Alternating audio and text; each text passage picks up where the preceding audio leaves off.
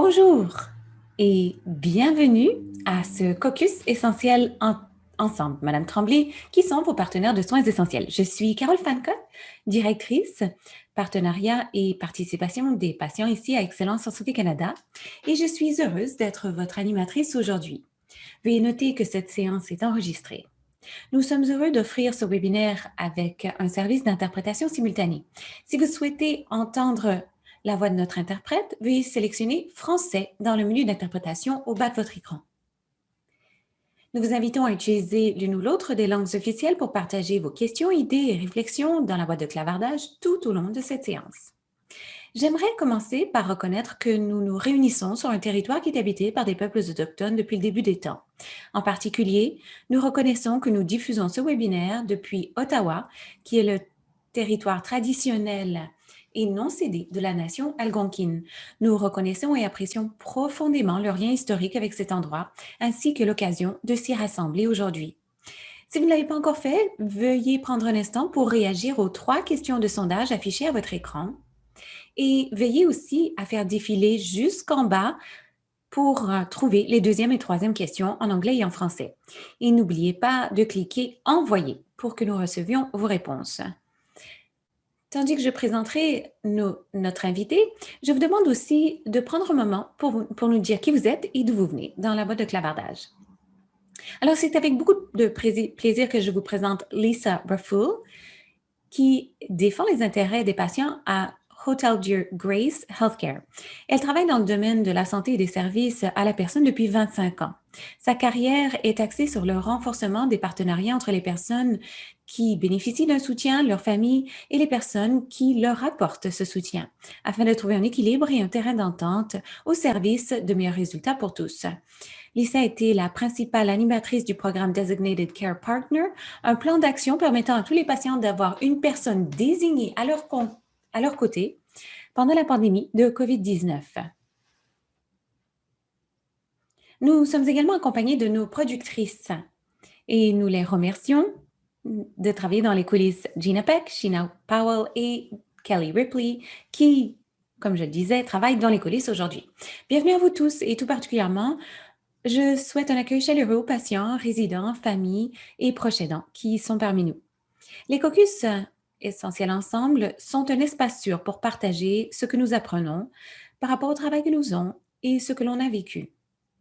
C'est l'occasion d'établir des liens entre différents publics du secteur de la santé qui contribuent des expériences différentes et proviennent de milieux de soins différents, mais qui se concentrent tous sur la sécurité tout en accueillant les partenaires de soins essentiels en toute sécurité. Alors, nous sommes Excellence en Santé Canada et nous sommes une toute nouvelle organisation née de la fusion de la Fondation canadienne pour l'amélioration des services de santé et l'Institut canadien de la sécurité des patients. Nous nous consacrons à l'amélioration des services de santé par et pour tous au Canada. Dans la séance d'aujourd'hui, je vais vous donner un petit aperçu du programme Essentiel Ensemble et ensuite, vous entendrez Elisa parler de son organisme qui a mis au point une série d'attentes partagées pour les patients, les proches aidants et le personnel afin de réintégrer les partenaires essentiels de soins en toute sécurité dans les établissements. De nouveau, l'objectif de ces caucus est vraiment de partager ce qui se passe partout au Canada et d'apprendre les uns des autres. Alors, qu'est-ce qu'Essentiel Ensemble? Essentiel Ensemble est un programme qui a été mis au point pour réagir à cette période de pandémie. Or, cela a des répercussions bien au-delà de la pandémie. Le programme vise à réintégrer les partenaires de soins essentiels dans les établissements de soins de santé en période de COVID, mais au-delà également. Et nous avons 3 publics cibles: les responsables des politiques, ceux qui les appliquent et ceux qui sont visés par les politiques. Et l'objectif de ces caucus est de se concentrer sur les mesures elles-mêmes de mise en œuvre des conseils de politique. On se sert d'un langage comme partenaire essentiel de soins. Or, on sait qu'on parle aussi de prestataires ou de proches aidants désignés ou d'aidants naturels. Enfin, les expressions varient. L'année dernière, nous avons organisé un laboratoire de politique qui organisait qui réunissait des administrateurs, des patients, des prestataires pour tâcher de comprendre quel est ce cheminement idéal pour les prestataires afin que l'on puisse réintégrer les partenaires de soins dans les établissements de soins de santé. Suite à cela, nous avons pu mettre au point ces politiques qui se concentrent sur deux domaines. D'abord, l'identification et la préparation des partenaires de soins essentiels et ensuite leur entrée dans l'établissement.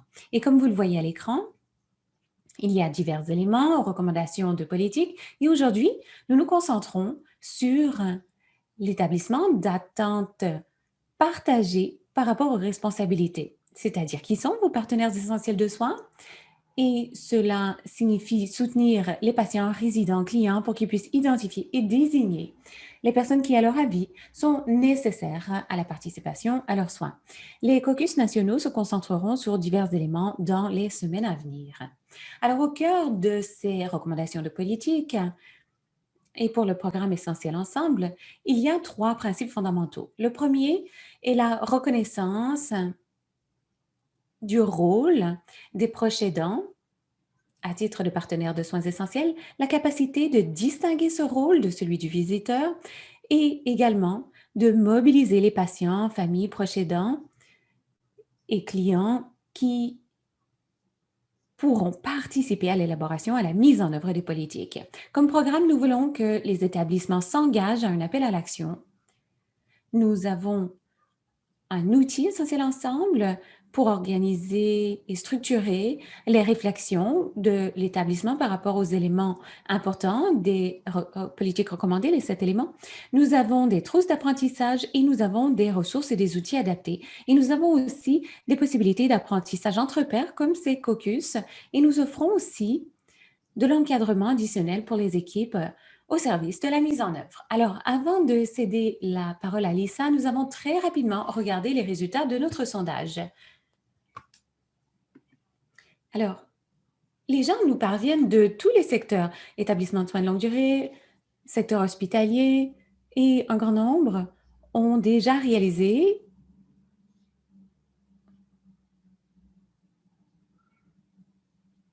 des efforts visant à reconnaître le rôle des partenaires essentiels. Dans d'autres cas, les projets sont en chantier. Et par ailleurs, toujours en chantier pour la question 3, les processus en place dans l'organisation pour veiller à la coordination cohérente des partenaires essentiels. Généralement en chantier, certains n'ont pas commencé et un se déclare réalisé. Alors, je vais céder la parole à présent à Lisa qui nous parlera un peu de ce qui se passe à Hôtel-Dieu Grace Healthcare. Et de nouveau, un petit rappel, servez-vous de la boîte de dialogue pour partager vos questions, réflexions auxquelles nous viendrons après l'exposé de Lisa. À vous. Merci, Carole. Bonjour à tous. Très heureuse d'être parmi vous pour partager le travail que nous avons fait à Hôtel-Dieu Grace Healthcare. Le programme est un programme de partenaires désignés, tel qu'on l'appelle, et je vais présenter donc un survol et tâcher d'expliquer comment le patient peut désigner un partenaire de soins et garantir la continuité et la coordination.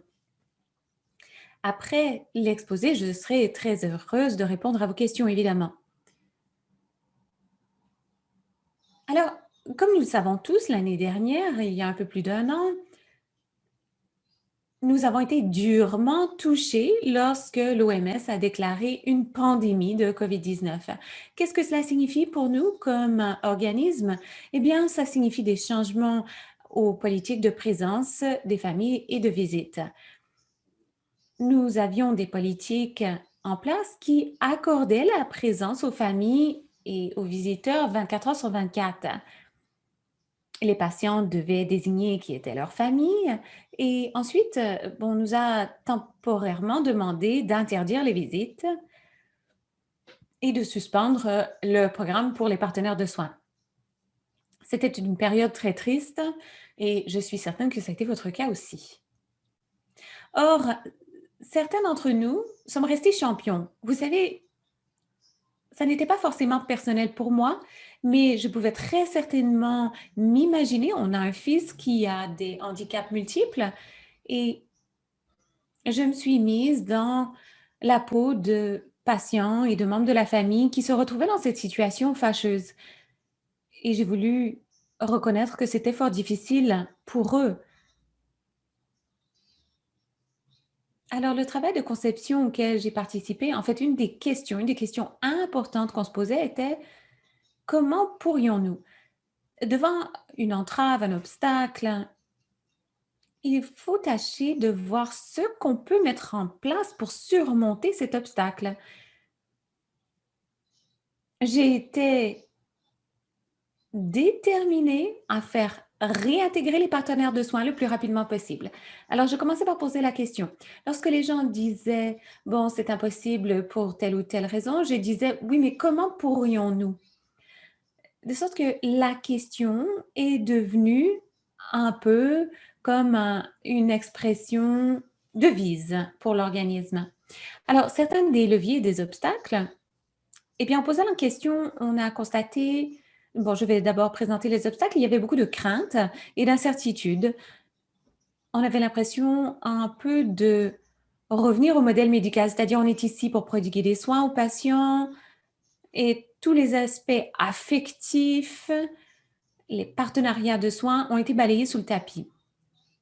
Alors, comment pourrions-nous réduire la crainte? Comment pourrions-nous réagir aux incertitudes des gens? Que faut-il mettre en place? Alors, heureusement, nos catalyseurs, les leviers ont été la direction et les champions. La haute direction, on avait une équipe de gestion de crise qui a prêté une oreille attentive à ce que nous, champions, disions par rapport à l'importance de la présence des familles et l'importance des partenaires de soins essentiels. Il existe des données probantes.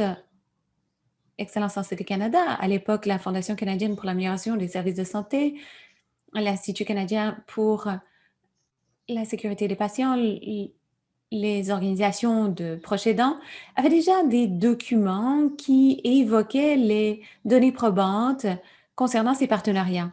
Alors j'ai commencé à me demander qui aurait-il? Est-ce qu'il y aurait quelque chose qui puisse nous indiquer comment y parvenir?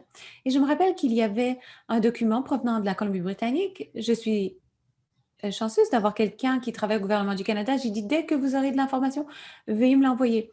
Et il y avait un document en provenance de la Colombie-Britannique, un document d'orientation que mon ami m'a envoyé et on s'en est servi pour établir les bases de notre modèle.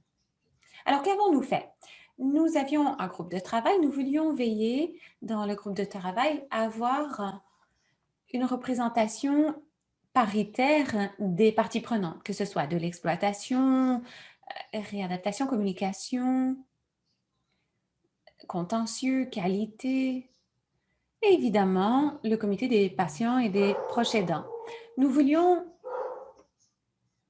tâcher de mettre en place un plan d'autorisation graduelle des visites, tâcher de nous concentrer aussi sur les préoccupations du personnel.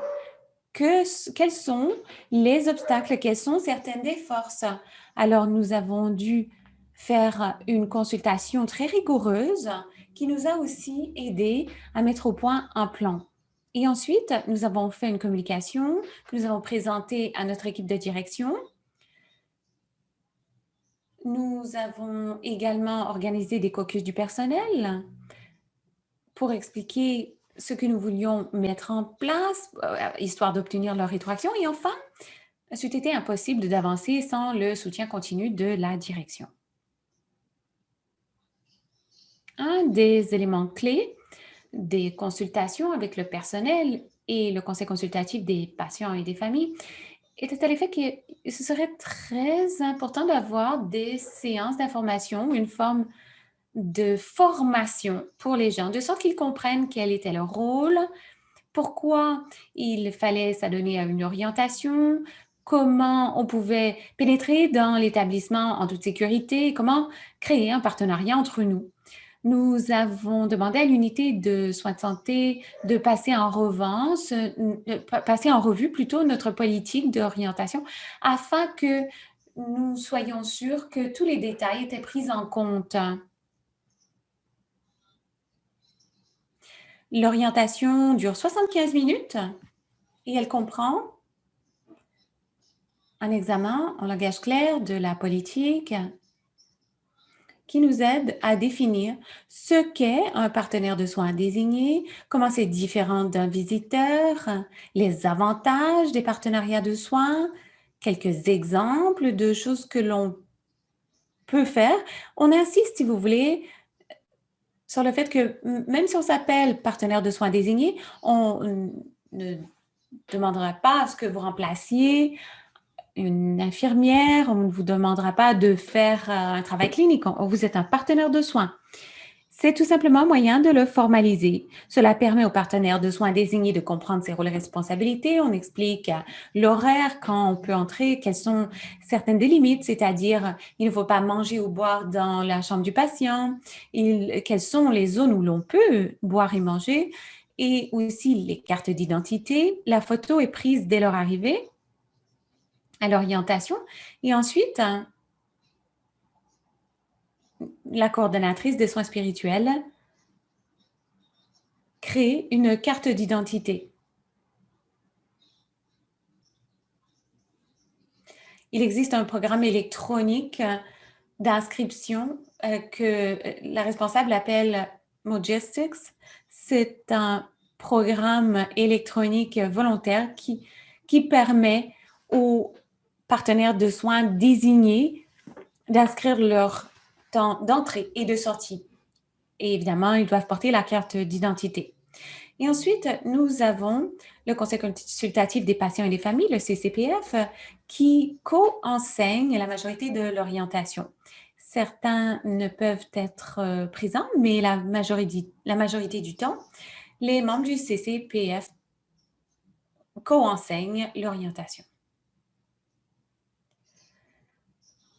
Un des éléments importants également de ce programme est l'évaluation. Nous remettons un questionnaire à la fin de l'orientation pour tâcher d'avoir le point de vue des partenaires de soins par rapport à la séance.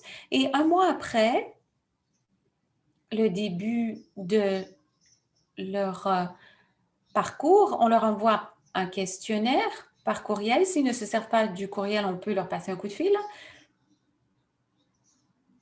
Et les patients, lorsqu'ils reçoivent leur congé, ont également un questionnaire à remplir de 3 ou 4 questions. Et enfin, on a aussi le point de vue des membres du personnel. On avait voulu faire une évaluation, un questionnaire en novembre dernier, puis on a eu notre première éclosion. Donc, il a fallu mettre le projet sur la glace car on ne voulait pas que les résultats de l'enquête auprès du personnel soient faussés par ce que nous vivions en raison de cette éclosion. Alors, nous venons de terminer l'enquête auprès du personnel il y a 6 semaines. Nous avons des résultats très positifs. La majorité du personnel est très heureux de ce qu'ont appris les partenaires de soins désignés lors de l'orientation. Ils comprennent la valeur du partenariat de soins et ils ont offert des suggestions. Par exemple, une orientation à l'unité. Alors, une des prochaines étapes pour nous sera de rencontrer les gestionnaires de l'exploitation pour expliquer ce à quoi ressemble un accueil sur l'unité. Peut-être même faire une vidéo qui permettrait aux partenaires de soins de savoir à l'avance à quoi s'attendre. Mais je pense qu'effectivement, l'introduction aux gestionnaires de l'unité en personne est très important. Et également, qui le fera? Oui, le gestionnaire de l'unité, mais également quel membre du personnel y participera. Il faut mobiliser les membres de ce personnel afin de renforcer la relation entre les partenaires de soins et l'équipe de membres du personnel, évidemment les patients.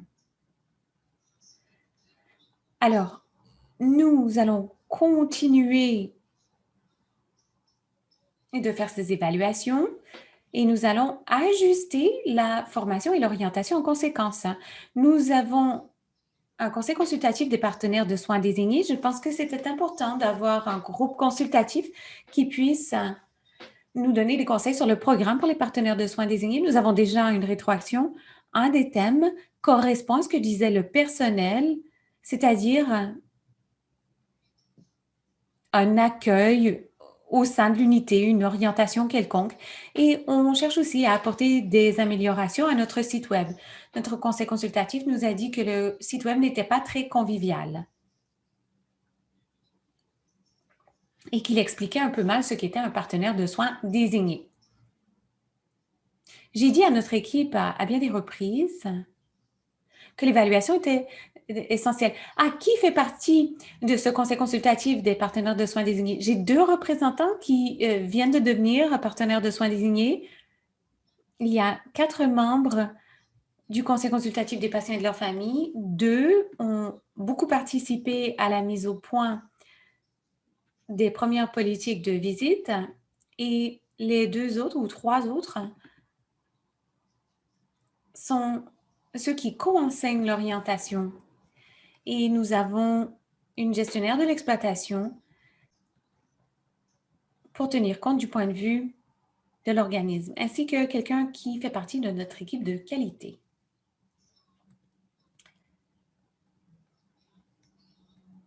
Alors, que se passera-t-il au-delà de la pandémie? L'objectif, enfin, ce qu'on me dit, et la COVID-19 a très certainement permis de faire progresser ceci plus rapidement. Ça a été une occasion, bon, c'est un peu malheureux d'avoir une pandémie, c'est certain, mais on a saisi l'occasion de créer un programme de partenariat de soins avec les cartes d'identité. Enfin, il s'agissait pour nous de mieux comprendre ce qu'était le partenaire de soins désigné, non seulement au sein du personnel, mais ailleurs. Et le partenaire de soins désigné, ce n'est pas un titre qui convient à tout le monde. Il y a des patients qui préfèrent n'avoir qu'un visiteur. Et lorsqu'on pourra de nouveau avoir des visites, eh bien, peut-être qu'ils choisiront cela au lieu. On demande aussi, j'ai oublié d'en parler, on demande aussi aux patients, dès leur admission, s'ils proviennent d'un des hôpitaux de la région, on leur donne une fiche d'information sur notre programme de partenaires de soins désignés avec qui communiquer. Les patients doivent déclarer qui sera leur partenaire de soins désigné. La majorité des patients identifient quelqu'un, mais si le patient était capable de l'exprimer lui-même, ils ont peut-être par exemple un mandataire qui puisse le faire. Il y a une petite poignée de personnes qui disent non, je ne veux pas de partenaire de soins désigné. Et ça varie. Vous avez des gens qui sont ici pendant une période plus courte de réadaptation, de quelques semaines, et vous avez parfois des gens qui sont ici pour une réadaptation plus longue, de 3 mois par exemple. Ça varie. D'aucuns disent non, je ne veux pas de partenaire de soins désigné. Alors, nous reprenons la question avec le patient de temps à autre pour être sûr que la situation n'a pas changé, mais on veut très certainement veiller à ce que ce soit le choix du patient. Quelqu'un en qui le patient a confiance et quelqu'un qui puisse s'engager au-delà des visites sociales. Pour le moment, on essaie de travailler un horaire adapté, de sorte que les patients dont la chambre est impaire, leur partenaire de soins viendra un jour impair et pareil pour les chambres à numéro pair, dont les prochains viendraient pendant les jours du calendrier pair. Alors, il s'agit de trouver des modalités pour que les gens puissent venir tous les jours éventuellement, mais comme vous le savez, on procède par petites étapes. Et au-delà de la pandémie, on espère que ce programme comprendra aussi un centre de traitement en santé mentale. Pour le moment, il n'y a rien pour les partenaires de soins désignés. Et on espère que bientôt, il sera possible d'aider les patients qui sont ici pour des traitements en santé mentale, qu'ils puissent avoir aussi un partenaire de soins désigné.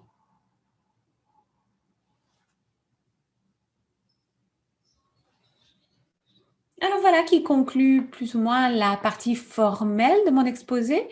Je voulais vous donner un aperçu général, mais je suis bien sûr ouverte à vos questions. J'essaie de voir S'il y a des questions dans la boîte de clavardage, j'ai essayé d'y répondre chemin faisant. On m'a demandé, entre autres, qui faisait partie du comité consultatif. Si vous avez d'autres questions précises, je serai heureuse d'y répondre. Merci infiniment, Lisa, d'avoir partagé votre cheminement à Hôtel Dieu Grace. Et j'aime beaucoup comment vous avez conclu avec cet objectif général, c'est-à-dire de comprendre le renforcement des partenariats dans le système de santé. C'est-à-dire que l'on sait que la présence des familles, la présence des partenaires de soins désignés est une politique tangible, une pratique qui peut sous-tendre les soins centrés sur le patient de manière très concrète. Alors, c'est intéressant comment, à certains égards, cette pandémie nous a permis d'accélérer ce travail de manière très concrète en période de crise. Alors, tandis que vous songez à vos questions et vos observations, j'en ai quelques-unes qui rejoignent votre expérience. J'ai été contente de vous entendre parler d'un accueil chaleureux d'entrée de jeu. Le personnel demande aux patients qui sont leurs partenaires de soins désignés. Mais vous avez aussi évoqué, par l'entremise de l'évaluation, que vous vous demandez à quoi ressemble cet environnement accueillant. Pouvez-vous nous dire quel a été le point de vue du personnel? Est-ce que le personnel comprend la valeur et le rôle d'un partenaire de soins essentiels? On a entendu beaucoup de choses à cet égard de partout au Canada. Alors, j'aimerais avoir quelques mots à votre égard. Est-ce que ça a été un défi pour vous? Ou est-ce que les gens étaient très ouverts et comprenaient l'importance de ce rôle? La résistance initiale était surtout associée à une crainte. Je me rappelle, une des infirmières en chef m'a demandé à mon bureau, vraiment, on va laisser les gens revenir, les partenaires de soins? J'ai dit oui, oui, oui. Et elle m'a dit, mais non, mais ça va pas. Et j'ai dit, bon, manifestement, vous avez des préoccupations. Et elle m'a dit, ben, je ne sais pas. On ne sait pas où ils ont été. J'ai dit, oui, mais l'envers de la médaille, c'est qu'eux, ils ne savent pas non plus où vous avez été. J'ai dit, il y a une crainte de part et d'autre. Et j'ai expliqué qu'on voulait garantir que les gens sachent qu'ils étaient en sécurité, qu'il s'agisse de membres du personnel ou de partenaires de soins. Bon, évidemment, tout le monde est dépisté, mais on a aussi parlé lors de l'orientation du fait qu'on ne peut pas dire quoi faire, on ne peut pas vous dire comment vivre votre vie, mais on veut que vous soyez conscient de vos responsabilités lorsque vous allez à l'hôpital. Vous allez dans des endroits essentiels. Et déjà, on nous demande de rester à la maison, de ne pas visiter des gens qui ne vivent pas chez nous. Toutes les provinces constatent une augmentation des cas d'infection lorsqu'il y a un jour férié. Alors, ce qu'on dit aux gens, c'est qu'on ne peut pas les arrêter de vivre leur vie, mais on veut absolument qu'ils soient conscients de leurs responsabilités. Alors, on dit, si vous allez visiter quelqu'un, portez un masque.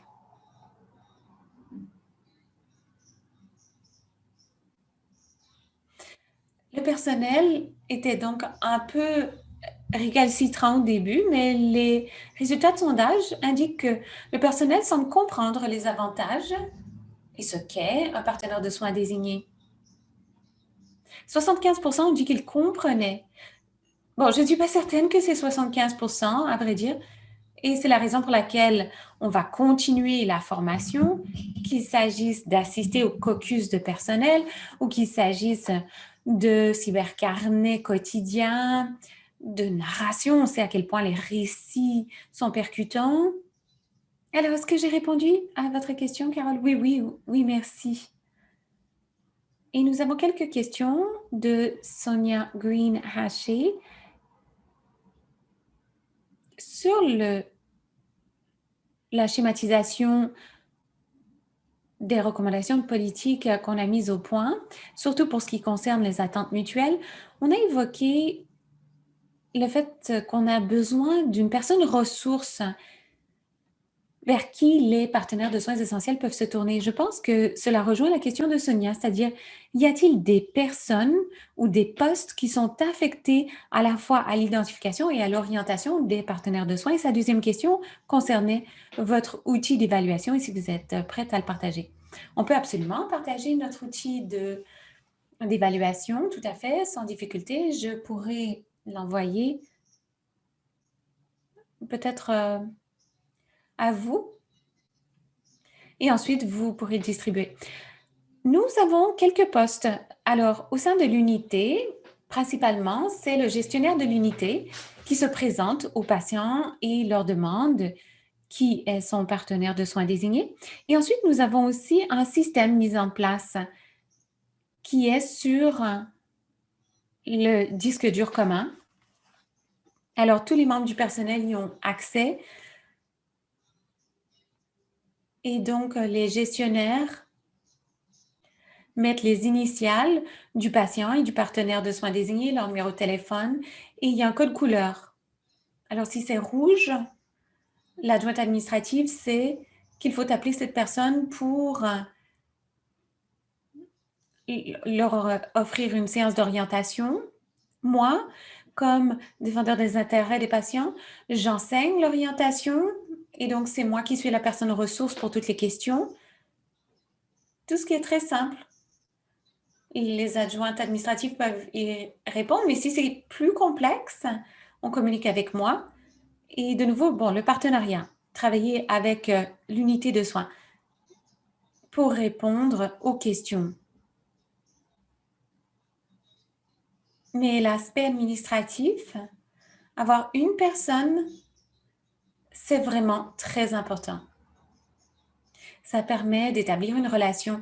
Et d'ailleurs, les gestionnaires d'unité passaient des coups de fil au départ, mais ça peut durer d'1 minute à 20 minutes.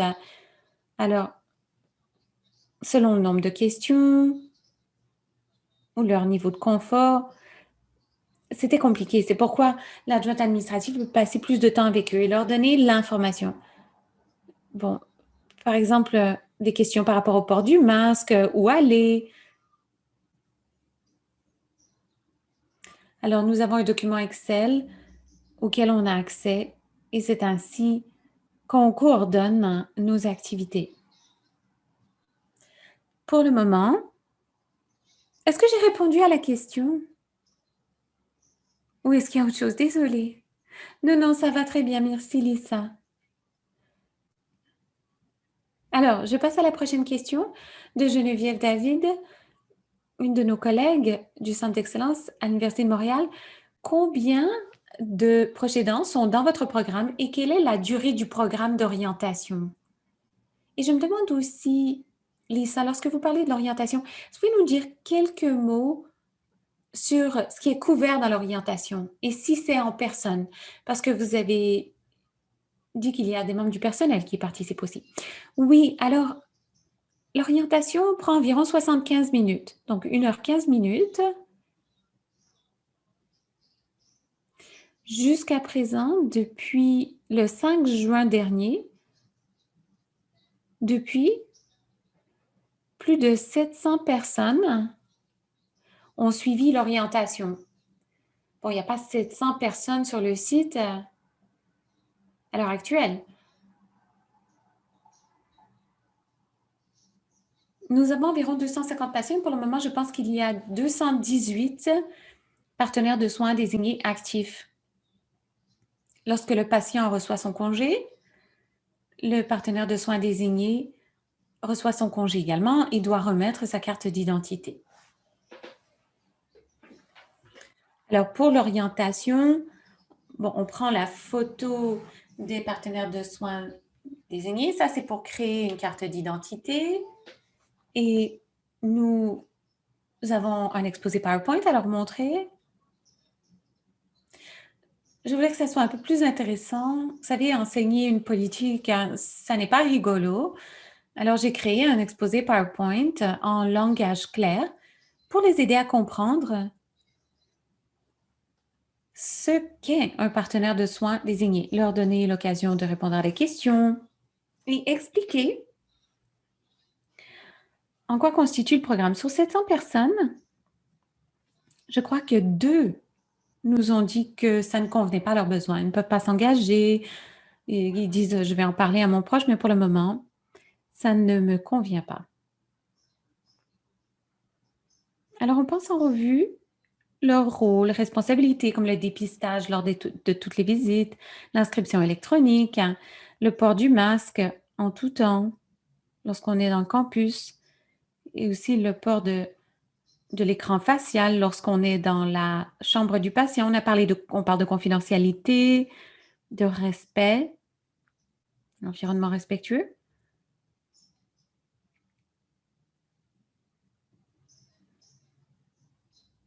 Et je dis qu'on s'attend au respect du patient et de l'équipe de soins. Et on s'attend à ce que l'équipe de soins vous respecte aussi vous traite avec autant de respect. Alors, il s'agit de les aider à comprendre qu'ils font partie de l'équipe, c'est-à-dire partager des idées.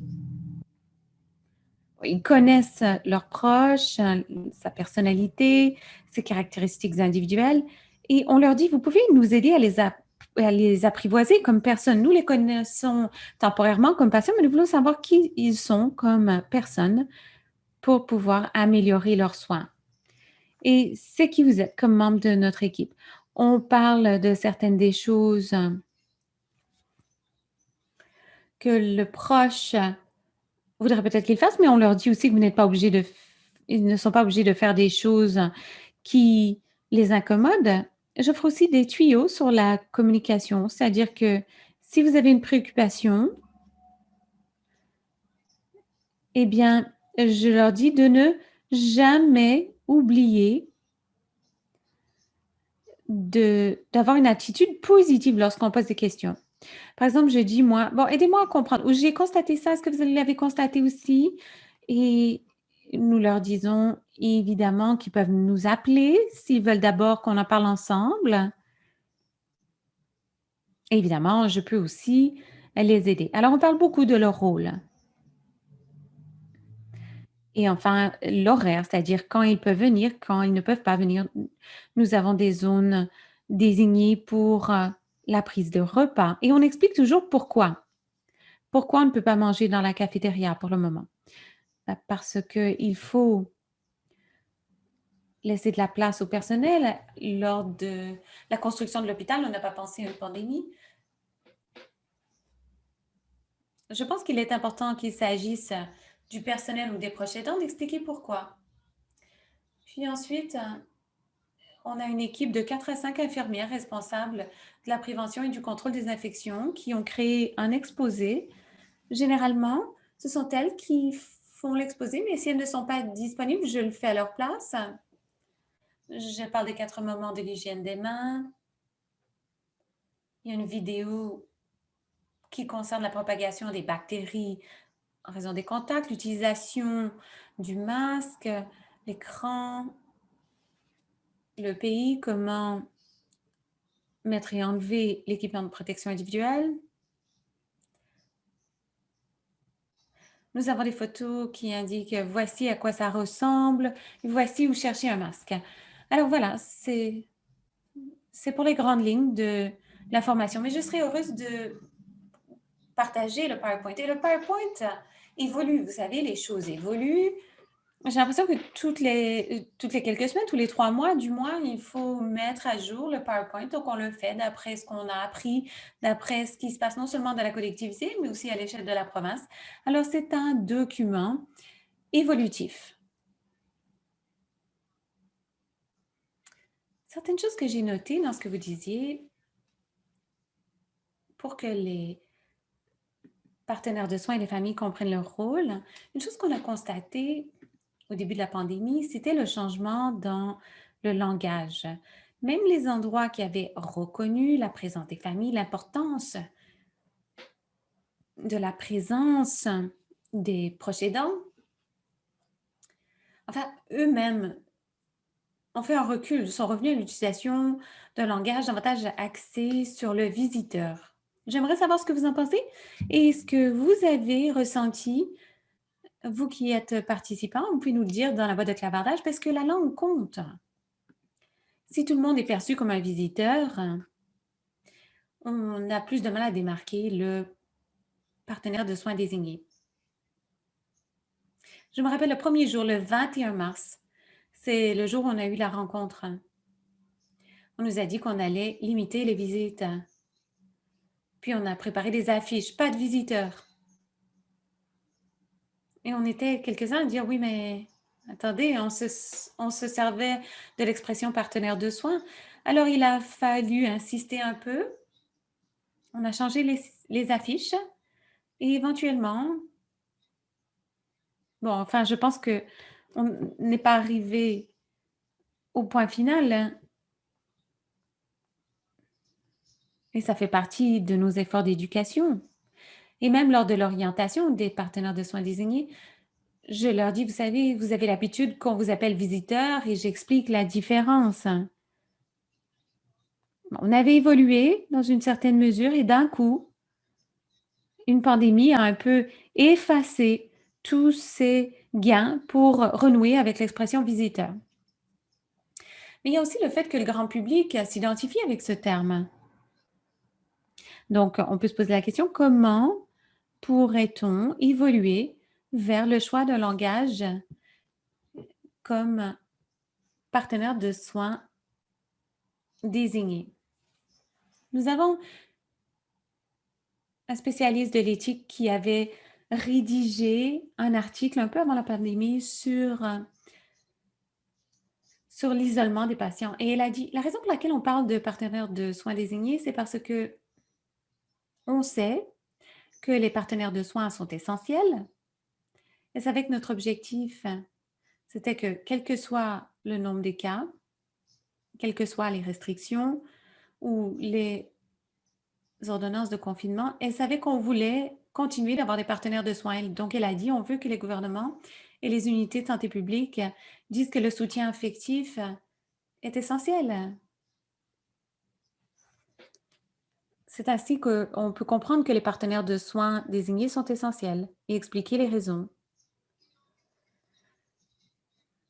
Alors, c'est une évolution et Excellence en Santé Canada, l'Institut pour les soins centrés sur le patient, toutes ces organisations nous aident beaucoup aussi avec des ressources et des outils.